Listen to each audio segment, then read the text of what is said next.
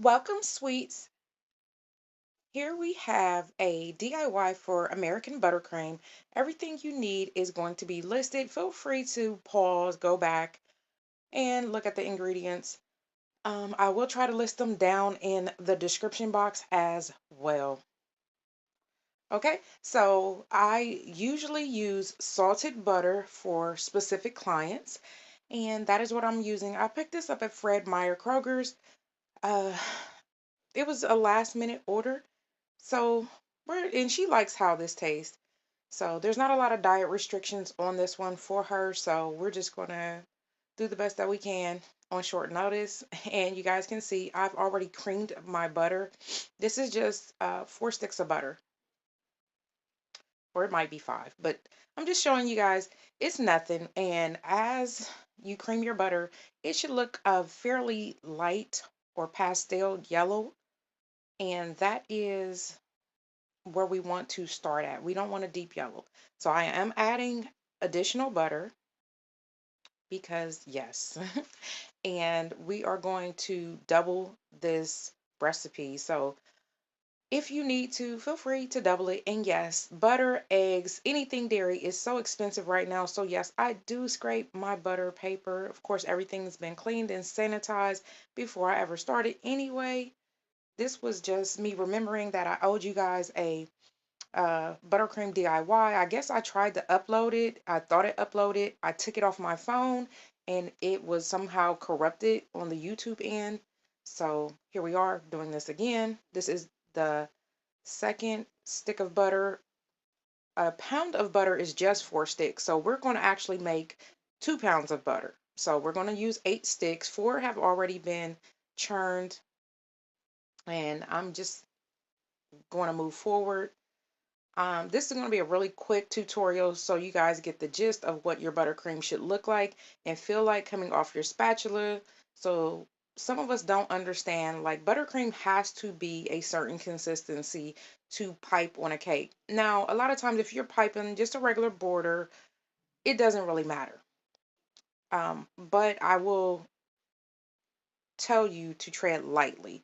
Now, we're moving on to our powdered sugar. It is time to refill our container. I should have done an ASMR. Yes, this is powdered sugar from, again, Fred Meyer Kroger's. It's been 10 times confectioned, 10 times churned. So it's been through the process 10 times before I ever got it. And I prefer this type of powdered sugar. It's very light, very airy. I'm just going to remove uh, my tools so that I can place the powdered sugar down in here. And yes, I am one of those people that do sift the buttercream, the powdered sugar for the buttercream. I understand you don't have to, but for me, it's a more airy consistency to my buttercream. It's not so dense. And I think there's many different ways to do buttercream. So if you guys have a way that works good for you, let me know. Drop it down in the description box. Do you guys go back and sift your powdered sugar while you're making buttercream, or do you just dump the powdered sugar because it's already been sifted 10 times? You know, I understand that these little things do help make the recipe stand out in my eyes. I put my all into everything I do. It's done with love. So I'm definitely going to put my all into the bottom, the cake. We're going to start at the base and we're going to work our way out. So not only are my clients getting a beautiful product and project, it started from the crumb coat. The crumb coat was good and even. Okay, now our butter is churned. I think I put in the extra 2 sticks of butter off camera, and altogether we have 8 sticks of butter. But what happens here is I'm taking the bottom of my bag and I'm taking my bag and shaking any excess powdered sugar out because we're not throwing that away. Again, in this day and age, things cost too much and we are not being wasteful. I grew up in the era of waste not, want not. So a lot of times we try to find ways to repurpose things or just get the most out of things. And I'm just going to make sure that all my butter is churned together. And that's what I was showing you guys. So I'm just scraping the bottom of the bowl, scraping the sides of the bowl. This bowl is a little bit heavy, y'all, but I want y'all to see how light and beautiful that is. It is so airy, and I love this part of the buttercream adventure. And yes, it's an adventure because it is your baby. It's your project. You can do what you want. Yes, I have powdered sugar on the table, and it is like driving me bonkers. So I tried to wipe it off and dump it right there in the trash can. Of course, off camera, you guys can't see the trash can. Now we are ready for dun, dun, dun, dun, vanilla extract. Now, be mindful. Yes, I do use 3 tablespoons typically. I try not to go much over that. It does alter the taste. For 4 sticks of butter, I feel like 3 tablespoons could be a lot. You will be able to get away with 2, but just for my own intents and purposes, and me using salted butter, I will go ahead and use 3 tablespoons. Hold on, guys. All right. Now, before I measure my buttercream, my baby, not my baby girl, but my oldest princess did buy this for me. And I just haven't used it yet. And she was like, well, mommy, you never use it. So I'm using it today with y'all. You guys are the first ones. You guys see me cut it out the package. Biggest thank you to my love, my Pooh Pooh Bear, Princess Pooh Pooh Bear. And she does the best for me. She's like, what do you need? And these are tools that I really, really wanted, and they were so beautiful that I didn't want to use them. Y'all look. How cute is that? And that is navy and gold. Okay? This is Wilton's product, so I think she picked these up at Joann's or something. I don't know. It was a beautiful Mother's Day gift. And y'all see me cutting them. I'm finally just trying to get to this 1 tablespoon. And we're going to go ahead and measure our vanilla extract. Uh-oh. Yes, y'all. You see the one. I know y'all can't really read it, but there's a 1 on that to let you know it is the 1. Okay, let's move the powdered sugar, confectioner sugar out the way. Yes, I do have these roses here because my loves bought these for me, and I am going to keep them close. And I'm going to get all of the aroma out of it. I enjoy them. They are so beautiful. So, shout out to all my loves that decided to bless their mama with some roses just because roses, because it was not a holiday.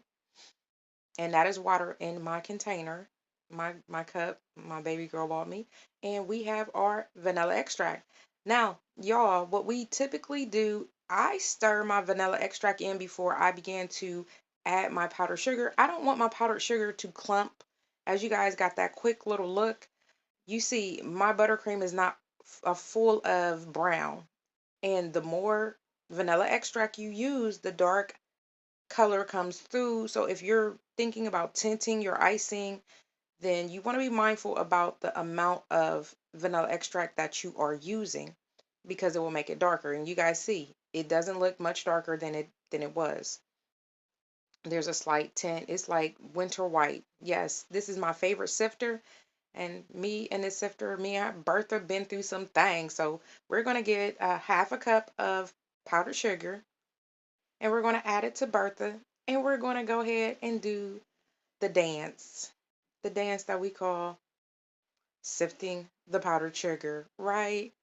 Okay, so this actually turns out to be about 1.5 cups of powdered sugar, right? I think this sifter holds 3, but I don't fill it up because it goes everywhere, y'all. And I hate wasting.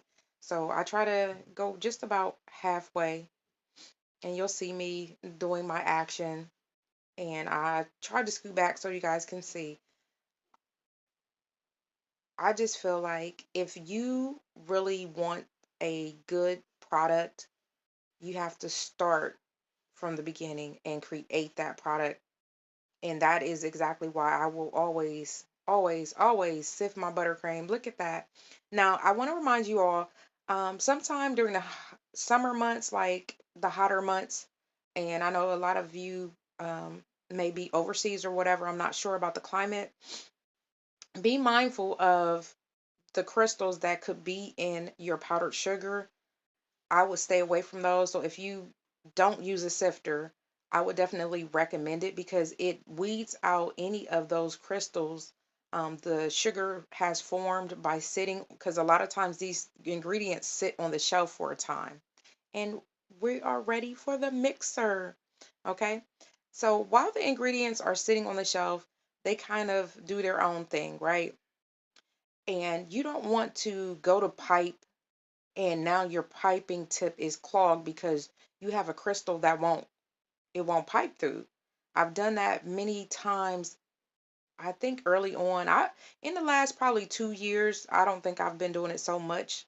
I'm real mindful of it now, but like I said, I typically do pay attention, and this is what it looks like. You guys see, it's not dark brown, it's not dark deep yellow. It's a very light winter white or pastel, very light yellow color.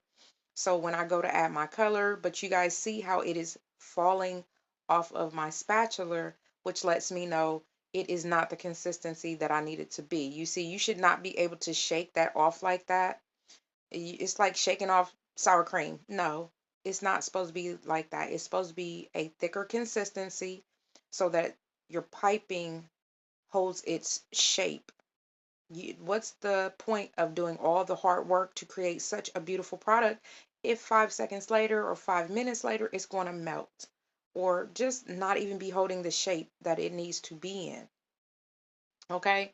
When I was early on, I'm self taught. If you guys didn't know, I never heard anybody explain this to me, so I am taking the time to explain to you. If you want to move into doing this as a craft, or even if you're still doing it for your family, just take those extra moments and add that little bit of extra powdered sugar and go back to your mixer, and it will be a thicker consistency. Now, the thing that I accidentally cut out was excuse me, the 3 tablespoons of heavy whipping cream, y'all. So be mindful of that. Don't forget that because it creates a silky smooth buttercream, right? Okay, so we're going back to the mixer for just a second. Or do I? I might not even show you guys because I was really, really rushing. I went back to the mixer. So this was the end. Okay. Thanks for watching.